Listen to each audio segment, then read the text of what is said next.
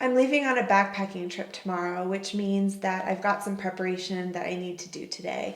Right now, I'm reviewing my route, refreshing myself on the map, and then looking at current conditions.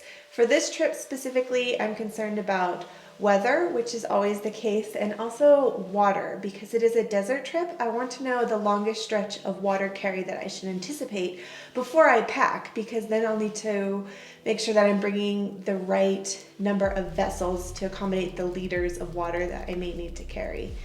So that's what's happening. I've got the guidebook here to help me out with that. I've got my map, and then any changes that I need to make, I will update on my GPS file before I send them out to the family members that will have my plan.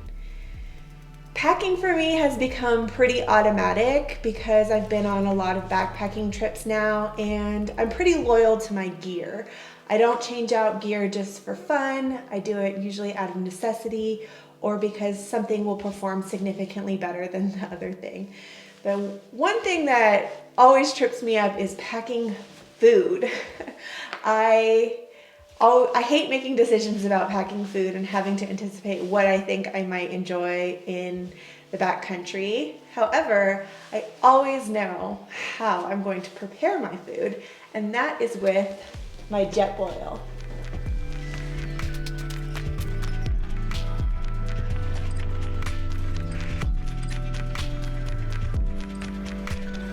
If you've been around for a while, you may realize that I've been loyal to my JetBoil Micro Mo since 2016. JetBoil reached out to me to introduce their new backpacking stove. This is called the Stash. It's designed with ultralight backpacking and thru hiking in mind. Weighing in 40% lighter than previous models, this backpacking stove is just 7.1 ounces. On this trip I have coming up, I'm going to be putting this thing to the test, but I did take it with me on a little day hike, so I know that it works pretty well. But this is gonna give it that extra tryout so I can give you guys some feedback on what I think. So far, so good. Now let's get all this stuff packed up.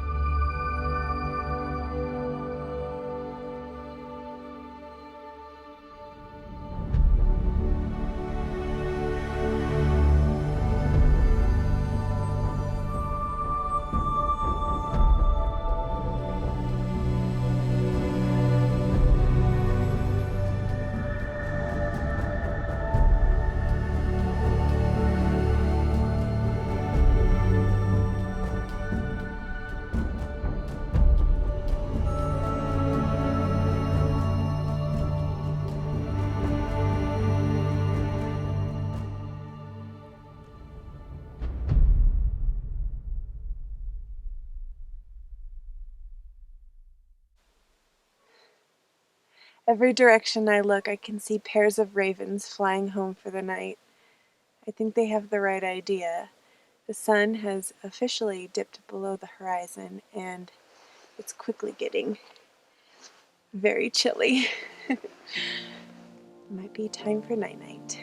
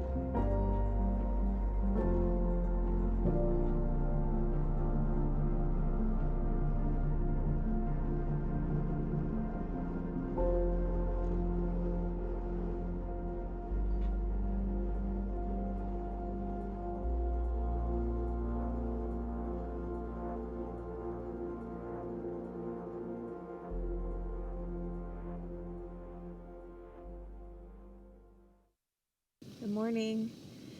I'm having one of those mornings where I don't want to get out of my tent until I can see the sun, but I don't think the sun is coming out today, so that might mean I'm in my tent for a very long time. It's actually forecasted to snow today, so that made a big impact on what I did for my backpacking trip, if this is even really considered a backpacking trip. I have another route planned for out here in the swell, but I just can't do it right now, not this time of year. I scouted out some of the areas that I was due to visit for part of this trip, just to kind of see what they look like, and that was fun. I did that a little bit yesterday.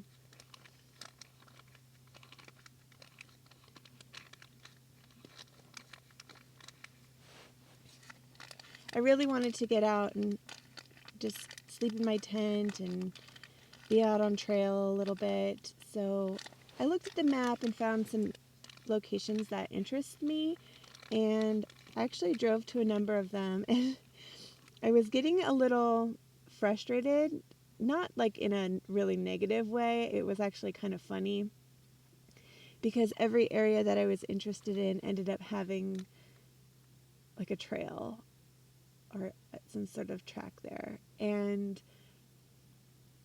I know that is really pretty often going to be the case, actually, because is as vast as this place may seem, and the fact that I haven't come face to face with another person in days, and it just seems so like desolate and uninhabited, that's not the case. There's always a trail. There's always been somebody there before you, and oftentimes probably many people. I mean, here, for example, down in the canyon below, there are pictographs. The Buckhorn Draw pictographs are from the Archaic era and are thought to be about 2,000 years old. They are attributed to the nomadic Barrier Canyon people who traveled through this land.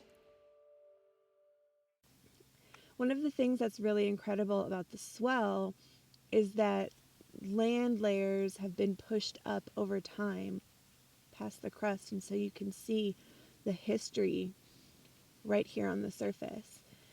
I also checked out a fossilized dinosaur footprint the other day. That was really cool. And then right across from my camp, there's some sort of strange military tunnel system that we'll check out in a little bit.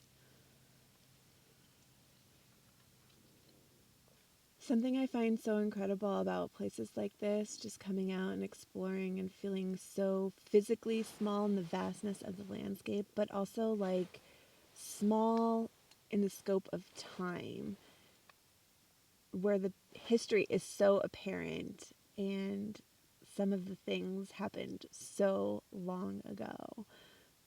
the dinosaurs.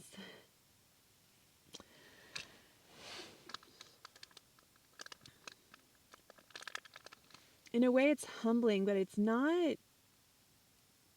It doesn't make me feel small in like a negative way. I think it's a freedom. It's a freedom to realize that you're just like the tiniest little speck in the history of time. Maybe that's part of the way that the wilderness gives us our freedom. I'm reading this book by Edward Abbey, and the foreword includes some of his most famous quotes, and one of them was, You can have wilderness without freedom. You can even have wilderness without the presence of humans, but you cannot have freedom without the wilderness.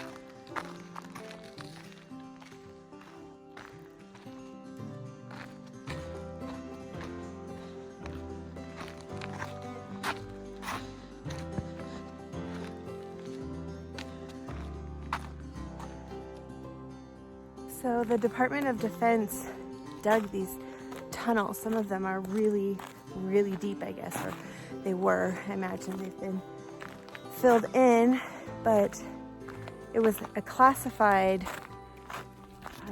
project, so it did eventually become declassified, but the answer was basically along the lines of they were digging the tunnels to see what they would find digging the tunnels. So it's still a mystery, I guess. Have to be careful going through snow like this because I don't know what's underneath.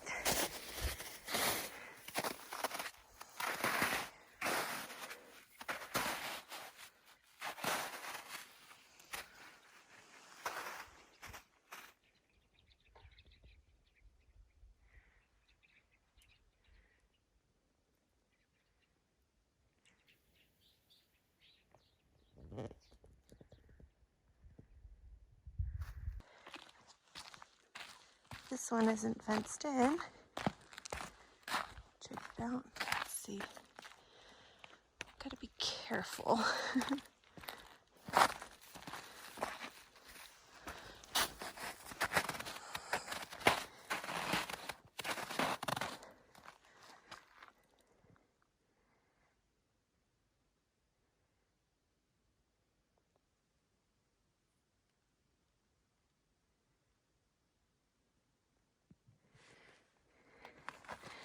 All right. Get out of here.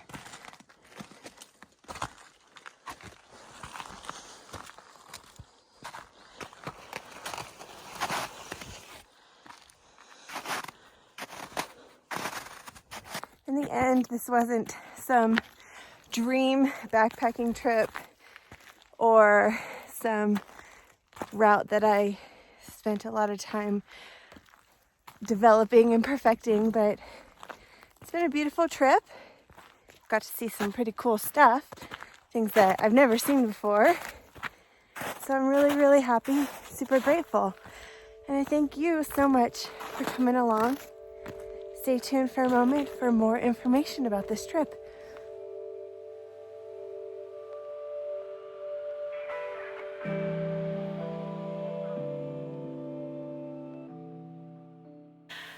That was a really beautiful trip, but it did have its challenges in an unusual way. I have a route planned for the San Rafael Swell that I'm really excited about, but as I mentioned at the beginning of the video, I was checking the conditions in the forecast and noticed that there was precipitation in the forecast.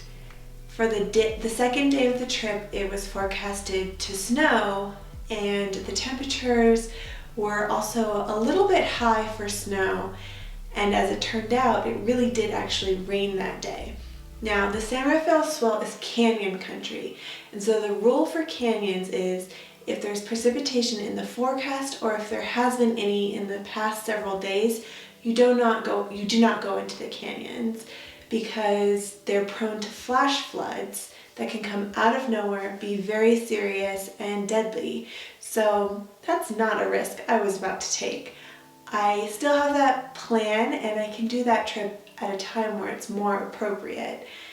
So I still wanted to go out and explore the area, and I ended up car camping for a couple of nights, and then I wanted to also just sleep in my tent and be more among nature. So it doesn't always need to be the case that a backpacking trip is some epic physical challenge.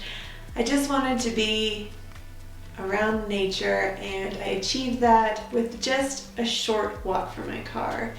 So probably depending on what size of screen you watch this video on, you may or may not have seen that my car was in a number of the shots, especially the shots that were filmed with my new drone.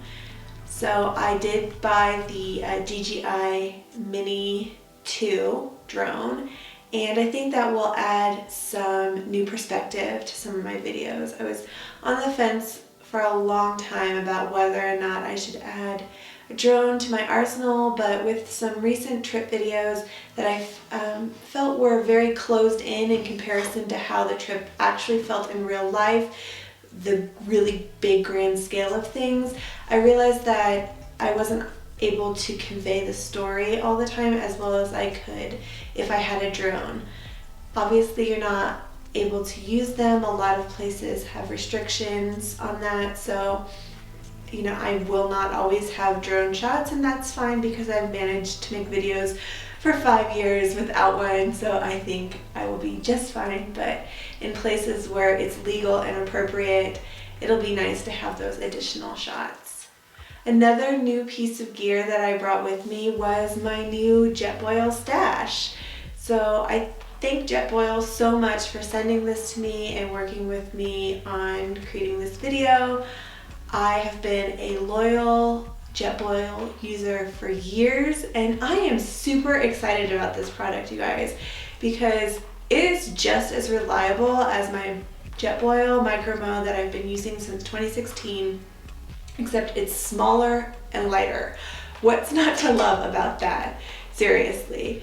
I didn't notice, I mean, the assembly of the kit is different, not any harder or easier, just different than the other JetBoil that I have.